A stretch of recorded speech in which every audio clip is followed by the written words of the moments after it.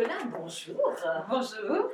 Comment ça va depuis la dernière fois? Non, ça fait un an. Hein. Mais ça fait drôlement plaisir de revenir à Mednat. Il y a Oui. toujours une belle ambiance, un accueil très chaleureux, donc tout va bien. Et puis, vous êtes avec des nouveautés. Et oui, Et quelles sont ces nouveautés? Parce que l'année dernière, nous avons parlé de... Enfant de manipulateur. Eh oui, alors ça c'était incroyable. Et c'est tellement vrai. Voilà, un livre, je dirais, plus utile que drôle à lire. Non, il n'était pas drôle. Voilà, Mais disons que ça a permis d'avoir des réponses pour les parents en souffrance. Voilà. Hein? Bien, alors là, on part sur autre chose. On part sur... Alors, il y a eu deux choses entre-temps. J'ai fait deux petits cahiers pour les éditions Jouvence. Oui. Un sur le victime bourreau sauveur, comment sortir du cercle et du piège.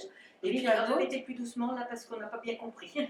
Alors, c'est un petit cahier d'exercice. D'accord.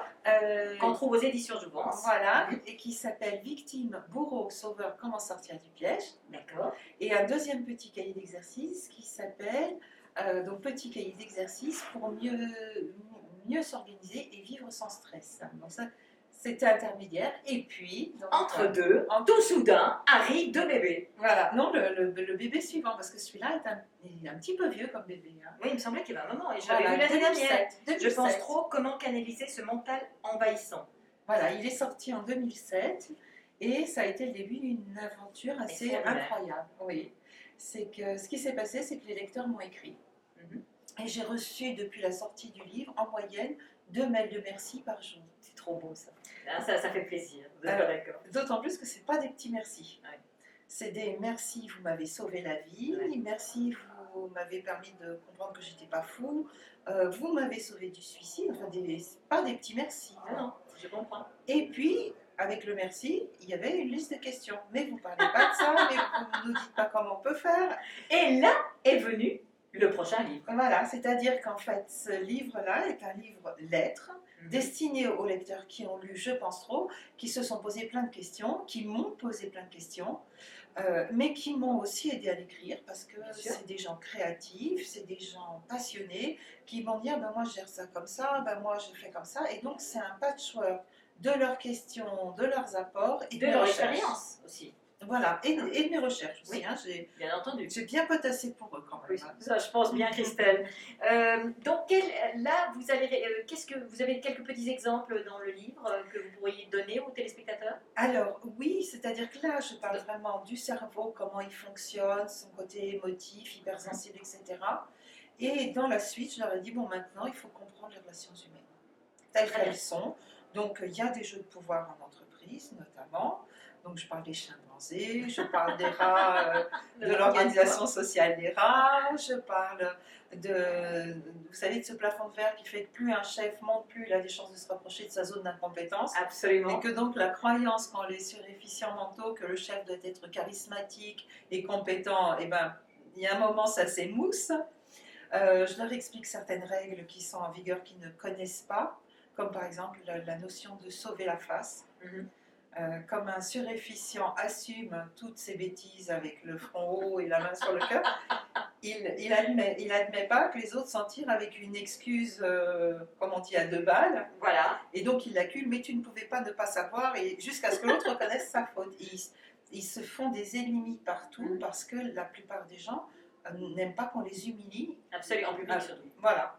Et donc j'explique à mes chers surefficients. Vous avez tracé le trop et vous avez mis du mieux. Voilà. Parce qu'il y a aussi un aspect qui est important, c'est que je m'inscris de plus en plus en faux avec tout ce qui se fait sur la surdouance, qui a un ton dramatisant. Et c'est affreux d'avoir un cerveau comme ça. Ils sont tellement mal dans leur peau. Et je peux pas. C'est un cadeau du ciel d'avoir un cerveau comme ça, d'avoir cette pensée complexe, cette finesse. Il y a quelques petits tricks sociaux à apprendre. Voilà, maintenant je leur dis en consultation, si vous n'avez pas compris, cherchez le chimpanzé. Oh, c'est joli! Aussi simple que ça. Quand ils ne comprennent pas, c'est que c'est des jeux de pouvoir qui les dépassent. Absolument. Mais pour le reste, avoir un cerveau comme ça, c'est une bénédiction. Il n'y a pas de raison d'en profiter. Mais voilà. Et puis il faut le travailler, et puis il faut comprendre, et puis c'est ça qui est un génie, parce que quand vous regardez, moi ce qui m'épate toujours, c'est de voir des gens qui sont dans des situations dramatiques, et pour montrer à quel point on est tellement complexe l'humain, à un moment donné, eh ben, on l'oublie même. Le drame qu'on a vécu, on l'oublie parce qu'on a réussi à couper. Oui. Parce qu'il y a ce qu'on appelle un instinct de survie. Donc là-dedans, vous en parlez aussi de la même manière? Alors non, là, je dirais que dans celui-ci, je me fâche un peu. Oh, jamais. Alors, ça, non mais attendez, l'année dernière, vous êtes fâché aussi. Non, mais c'est normal, une fois par année, il faut le faire. Voilà. On est d'accord. Je me fâche contre l'angélisme des gens qui justement oublient trop vite, qui veulent voir que des gens gentils, plein de bonne volonté autour d'eux, et qui se font piéger par les manipulateurs. Et je disais, on ne peut pas protéger les gens de l'angélisme. Ils ne veulent pas voir le mal, qu'est-ce qu'on peut faire de plus? C'est moi qui passe pour la méchante de dire que l'autre est méchant. Il y a un moment, je dis, sortez de votre angélisme. Quoi. Bah oui, il y en a qui croient que tout le monde est gentil, tout le monde est beau, et puis à un moment donné, quand là où il y a le problème, alors là, ils ne comprennent plus qu'ils sont perdus, puis ils vont arriver à des extrémismes. Alors moi, je leur dis, vous signez des chèques en blanc relationnels à tout le monde. Avant de signer un chèque en blanc, de faire confiance à quelqu'un, vérifiez qui c'est. C'est mieux. Voilà. Alors ils ne veulent pas, non, mais je ne veux pas me méfier des gens, cet idéalisme extraordinaire.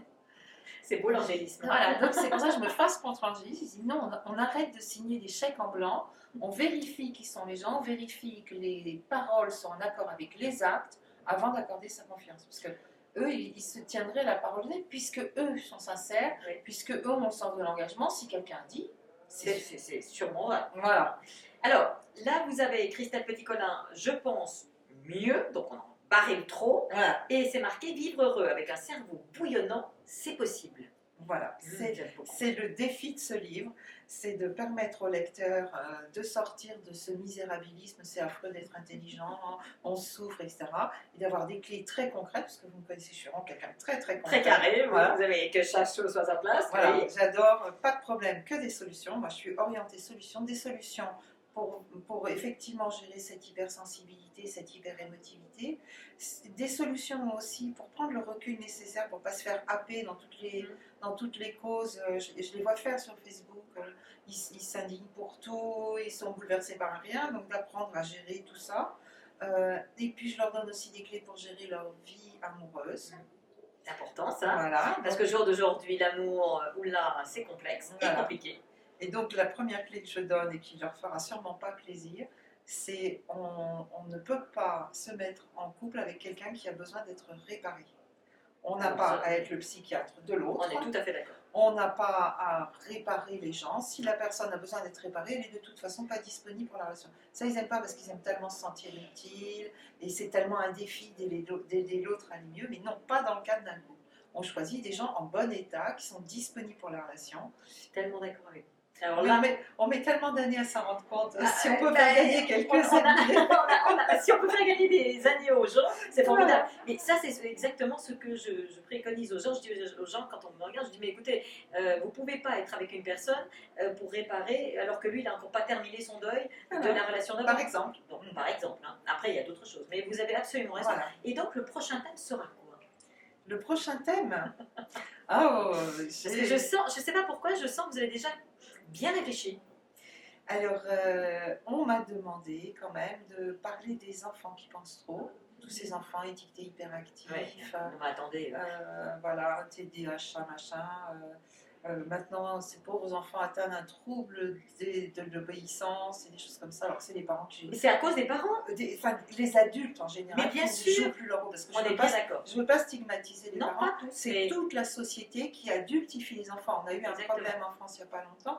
Un petit gamin de 8 ans qui s'est retrouvé en garde à vue pour apologie de terrorisme, parce qu'il avait dit une bêtise dans la cour de récré. Parce qu'il l'a entendu. Mais oui. Il n'est pas responsable de ce qu'il a dit, puisqu'il l'a entendu. Mais un enfant de 8 ans en garde à vue, pour moi, c'est un non-sens. Ça n'a pas de sens. On est une société qui... Alors, les enfants, on leur reproche d'un côté d'être hyperactifs, d'avoir un nid de guêpe dans la culotte, de ne pas savoir tenir en place. Puis d'un autre côté, il y a l'OMS qui dit les enfants d'aujourd'hui ne bougent plus assez.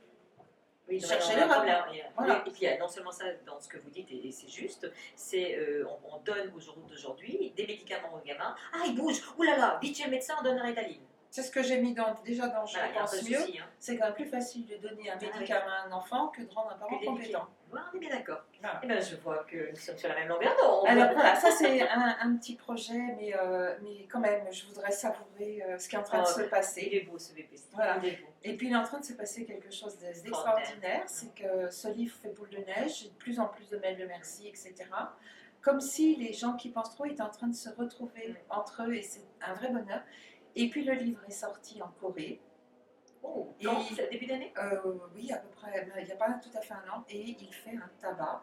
Donc maintenant, je reçois des mails de petits Coréens qui me disent les mêmes merci, les mêmes gros merci de vous m'avez sauvé la vie, grâce à vous, je sais qui je suis. Un petit Coréen de 18 ans qui m'écrit, vous êtes la seule personne au monde qui me comprend. Oh, c'est chou. Ben, c'est chou, puis c'est désespérant de se dire, parce pauvre que comment se fait-il? En plus, il est éloigné. Mais oui. Voilà. Et les petits Coréens, ils essayent justement de rentrer en dialogue avec moi, mais j'ai déjà trop de mails. Donc on peut peut-être... Eh bien non, figurez-vous que c'est un public très pénible, parce que tout le monde m'a dit, mais pour gérer tes réponses, tu fais une petite réponse stéréotypée, merci pour votre mail. Eh bien non, il y a toujours la petite personnalisation qui fait que je ne peux pas répondre à une réponse stéréotypée. Mais c'est ça qui rend aussi le public très sympathique. Et puis c'est un enrichissement personnel aussi. Et puis de voir à quel point la reconnaissance, c'est magique. Voilà.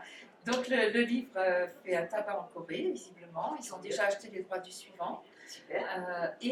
Alors ça, et c'est pas fini. Ça, c'est mon grand bonheur. Le livre va paraître en Russie d'ici la fin de l'année. Eh bien écoutez, moi je vais vous dire une chose. Je ne peux que vous envoyer des belles énergies, car je sais déjà que la lumière dans votre cœur va encore aller beaucoup plus loin et faire plein de petits. Eh bien, j'espère bien. Je vous embrasse, Christelle. Merci. Et merci pour ce partage. Eh bien, merci à vous. Alors, n'hésitez surtout pas à tout le monde de pouvoir l'acheter. Voilà. Je pense mieux. Il est aux éditions Guitry Daniel. D'accord. Que je remercie pour sa confiance, parce que c'est une belle histoire de confiance mutuelle avec Guitry Daniel. Eh bien, c'est les deux parties. Hein. Oui. On est bien d'accord. À bientôt, Christelle. À bientôt. Merci beaucoup pour cet entretien.